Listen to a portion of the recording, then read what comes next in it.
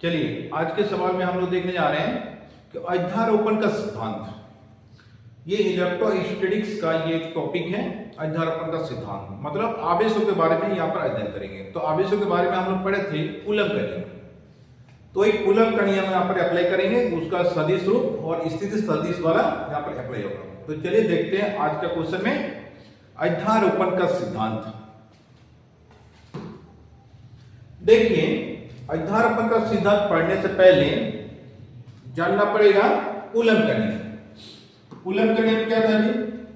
जब दो बिंदु आवेशों के बीच मान के चले Q1 और Q2, दो बिंदु आवेश, दोनों आवेशों के बीच लगने वाला बल तो हम लोग कैसे डिनोट करते हैं? F = 1/4 pi epsilon not Q1 × Q2 r²। अगर माइनस से आएगा तो यहां पर मोड लग जाता है। ये कूलम का नियम ऑलरेडी हम लोग पढ़ चुके हैं। लेकिन दूसरा कंडीशन देखना होगा पोजीशन वेक्टर। तो देखिए पोजीशन वेक्टर हम पिछले क्लास में बताए थे, जो कूलम के नियम को स्थिति सदिश के रूप में व्यक्त करें। तो उस टॉपिक में आप लोग जाइए, कूलम का नियम का स्थिति सदिश के रूप में व्यक्त करें। तो वो वाला टॉपिक आप लोग देख लीजिए तो पूरा पूरी पकड़ में आ जाए। फिर भी थोड़ा बहुत हम डील कर देते हैं। ये देखिए एक्स और वाई एक्सिस है, और यहां पर हम क्या करेंगे? यहां पर दो आवेश को लेकर चलेंगे। यहां पर एक आवेश, यहां पर एक आवेश।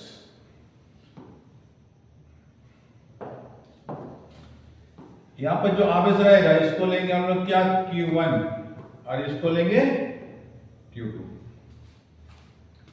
अब देखिए इसका पोजीशन वेक्टर हम लोग लेंगे वेक्टर ऑफ r1, इसका लेंगे वेक्टर ऑफ r2। अगर Q2 Q1 पर बल लगाएगा तो डायरेक्शन किधर होगा? Q2 से Q1 क्यों? तो इसका पोजीशन वेक्टर अगर ये वाला डिस्टेंस निकाला जाए x, तो इसको कैसे लिखा जाएगा? देखिए ये r1 लेंगे, इसको ले लेंगे r2। ये पॉइंट O ले लीजिए, पॉइंट A ले लीजिए, पॉइंट B ले लीजिए। मतलब O से A तक आ सकता है, A से B तक जा सकते हैं, B से O तक डायरेक्शन उल्टा है। तो निकालने की तरीका क्या है? Vector of OA plus vector of AB is equal to vector of OB। Vector of AB बराबर क्या आ जाएगा? Vector of OB minus vector of OA। इसका मान अगर निकाला जाए वेक्टर ऑफ AB का, OB का मान क्या है? R1 और इसका मान R2। बस ये हो गया पोजीशन वेक्टर। आप यही वाले अप्लाई करेंगे हम लोग डायरेक्टली सुपरपोजिशन में, मतलब अध्यारोपण का सिद्धांत में। तो चलिए देखते हैं अध्यारोपण का सिद्धांत क्या है। वो सवाल क्या बोला? देखिए अध्यारोपण के सिद्धांत को लिखे तथा व्याख्या करें। Study and explain principle of superposition. तो देखिए इसका परिभाषा कैसे आएगा?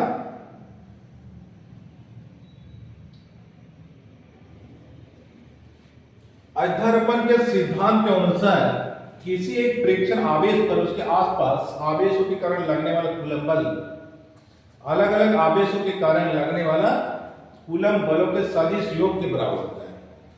इसका मतलब क्या है? चलिए डायग्राम में समझते हैं। ये हो गया इसका परिभाषा। इसका मतलब क्या है? सीधा तो डायग्राम में मान के चलिए निर्वात में कोई प्रेक्षण आवेश पर विचार करेंगे।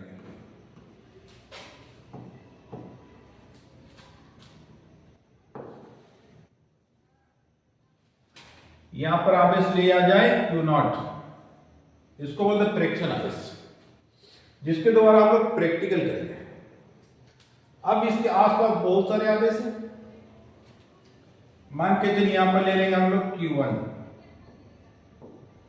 यहां पर ले लेंगे Q2, यहां पर ले लेंगे Q3, चलते जाएगा।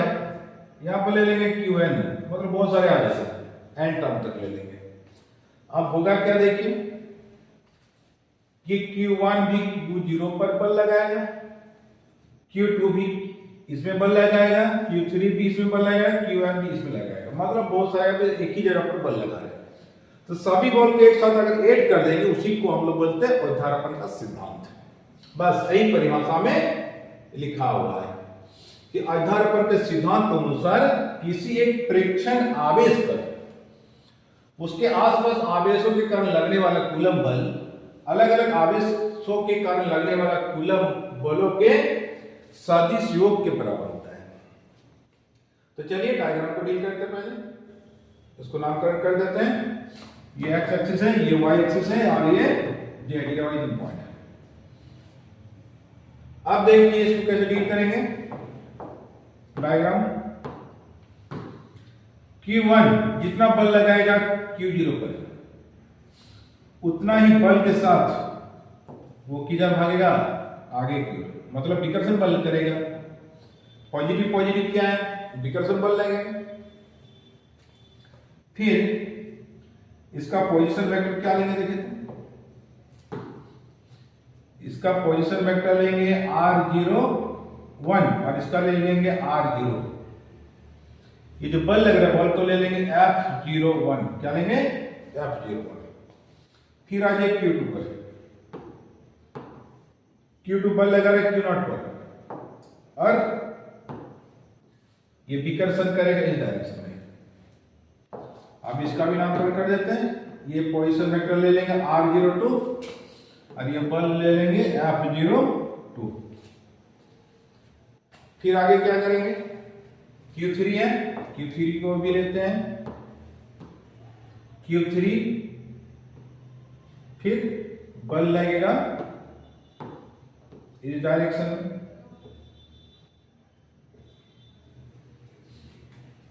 अब इसका नामकरण कर दीजिए R03, ये हो जाएगा F03। अब देखिए चलते जाएंगे, यहां पर ले लेंगे Q1। अब Q1 भी बल लगाएगा Q0 पर और विकर्षण करेगा इस डायरेक्शन में। अब इसका नामकरण क्या करेंगे, देखिए तो R0N और यहां पर हो जाएगा F0N। बस ये हो गया इसका डायग्राम। अब देखिए आगे इसका परिभाषा किस ढंग से लिखा जाएगा। माना एक प्रेक्षण आवेश Q0 है जिसकी स्थिति सदिश R0 है। अब देखिए इसका परिभाषा। माना एक प्रेक्षण आवेश Q0 है जिसकी स्थिति सदिश वेक्टर ऑफ R0 है। इसके आसपास आवेश Q1, Q2, Q3 dot Qn है जिनकी स्थिति सदिश क्रमशः vector of R1 01, vector of R02, vector of R03 dot vector of R0n है। इन आवेशों के कारण प्रेक्षण आवेश पर लगने वाला बल क्रमशः vector of F01, vector of F02, vector of F03 dot vector of F0n है। अतः प्रेक्षण आवेश पर लगने वाला कुल बल, आप देखिए ये प्रेक्षण आवेश पर लगने वाला कुल बल क्या होगा। अतः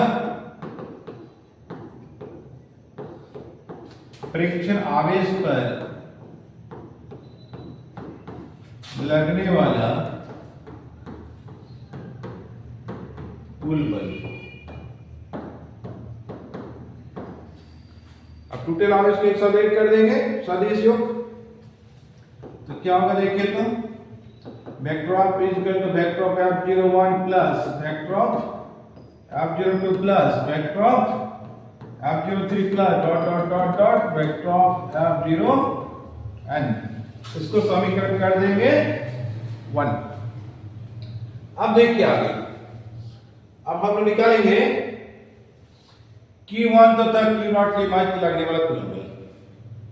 कैसे निकालेंगे इसको देखें तो लिखेंगे आवेश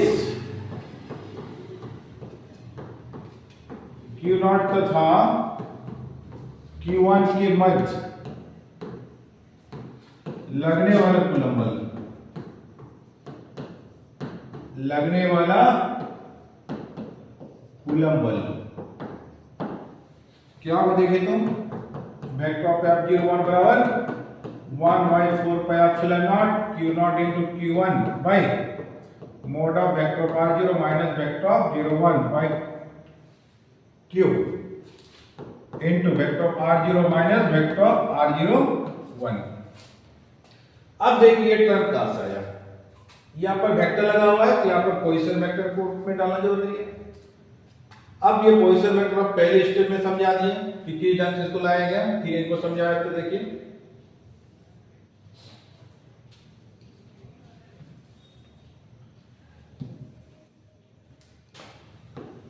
अब देखिए यहां पर है Q0 और यहां पर है Q1।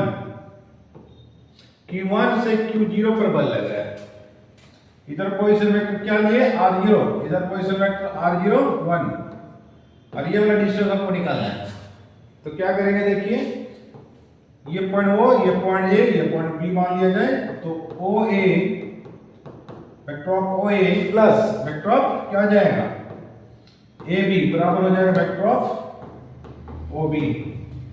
तो वेक्टर ऑफ AB बराबर क्या निकालेंगे, vector of OB minus vector of OA। अब इसको माइनस कर लीजिए,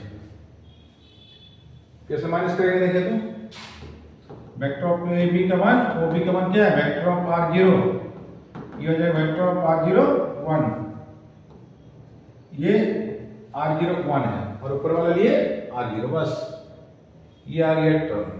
इसको बोलते स्थिति सदिश के रूप में इसको लिखा गया है। तो ये वाला टर्म यहां पर डायरेक्टली पुट कर देंगे। अब इसी प्रकार आगे वाला क्या होगा देखिए तो आवेश Q0 तथा Q2 के मध्य लगने वाला कूलम बल, लगने वाला कूलम बल। अब क्या आएगा देखिए तो F02 बराबर 1/4πε0 Q0 into Q2 by mod of R0 minus R02 का power Q into R0 minus R02। बस इसी प्रकार चलते जाएगा।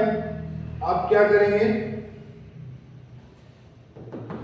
इसी प्रकार चलते जाएगा। अब लास्ट वाला दिखा देंगे कि आवेश Q0 तथा Qn के मध्य लगने वाला कूलम बल, लगने वाला कूलम बल। तो क्या होगा देखिए तो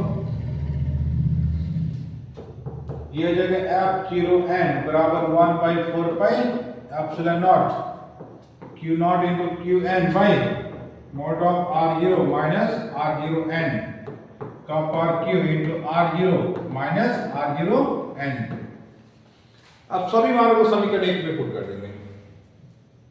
यहां पर जितने सारे मान देख रहे हैं ये समीकरण 1 में पुट कर देंगे। तो बस इसी सिद्धांत को हम लोग बोलते हैं अध्यारोपण का सिद्धांत। तो समीकरण 1 में पुट करेंगे तो क्या आएगा देखिए तुम, वेक्टर ऑफ F बराबर ये मान पहले पुट करिए 1/4πε0 Q0 बटे Q1 by mod of R0 minus R01 का power Q into R0 minus R01 plus 1/4πε0 Q0 into Q2 by R0 minus R02 का power Q into R0 minus R02। अब तीन को टर्म भी निकाल सकते हैं या नहीं भी निकाल सकते, कोई टेंशन नहीं है। अब इसके बाद क्या करेंगे, प्लस देंगे, डॉट डॉट खींच दीजिए, एन वाला टर्म दिखा दीजिए। एन वाला टर्म क्या है Q0 into Qn by mod of R0 minus R0n का power Q into R0 minus R0n। बस यही हो गया अध्यारोपण का सिद्धांत। अगर इसको शॉर्ट टर्म में लिखा जाए तो शॉर्ट टर्म में लिखने का तरीका देखिए, एक वाले टर्म को समेशन के रूप में लिखा जाता है, समेशन। तो सब में देखिए क्या कॉमन है, क्या कॉमन है, ऊपर में q नॉट और नीचे हो जाएगा देखिए तो 4 पाई एप्सिलॉन नॉट। ये है समेशन, इनिशियल पार्ट है 1, फाइनल पार्ट है n। अब देखिए q1 q2 q3 dot dot n तक चलता जाएगा। अब इसको किस तरह से लिखा जाएगा, यहाँ पर इनिशियल पार्ट के रूप में, इनिशियल पार्ट मतलब qi,